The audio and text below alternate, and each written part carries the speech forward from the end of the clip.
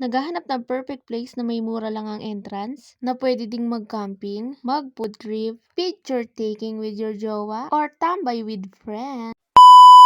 Tara, samahan niyo ako ngayong araw. Dito nga lang pala yan sa Laguna. Halagang 20 pesos na entrance nga ay pwede ka nang makapasok sa napakagandang lugar na to. Kung magpapahangin nga lang kayo dito at wala na kayong time para bumili ng mga foods, syempre meron namang mabibilhan dito ng mga merienda. O, pabasa kung nasan tayo. Welcome to Nagcarlan. Yes, nandito tayo sa Yumbo Lake. Bumili nga rin pala kami nitong kwek-kwek. Hindi ko na nabidyohan yung iba. O, ayan guys, ayan yung view na makikita nyo. Napakalakas ng hangin dito kaya naman marerelax ka dito. Kulang na lang pati utak mo tumalsik. Hoy, very OA. Dami nga rin palang naliligo dito guys. Day tour nga lang pala kami at hindi kami mag-o-overnight kasi biglaan lang to. Tamang pahangin lang kami. Nandito na rin lang kami. Siyempre, hindi na namin pinalampas yung pagkakataon para makapagduyan. Totoo lang, ang dami kasing tao dito kanina na nagpipicture at nagbibideo. Kaya naman inintay namin silang matapos para kami naman yung makasalang. Hoy, magsalang ng ano. Guys, iba nga pala ang rate kapag overnight at day tour. Kapag nag-overnight nga pala kayo dito ay 140 per pax including tent pitching. Pwede ka nang pumasok anytime nun, pero 4:30 pa kasi yung start ng pwede kang magtayo ng tent. May mga cottage nga rin pala dito na nagre-rate siya ng 300 to 500 pesos.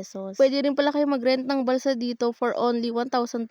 Good for 6 packs na siya. May life vest and tour guide included. Kasama na rin pala dito yung activities like Tarzan swing, ganon. Pwede rin pala kayo magpaluto ng food. Nagre-rate siya ng 200 plus, ganon. No corkage fee din dito. Pwede ka mag-wall-wall. Oh, kaya naman, parini na sa Nagcarlan. Ayun nga, may lumabi pa sa akin cute na miming. Oh, siya. Hanggang dito na lang. Salamat sa panunod. Bukas ulit.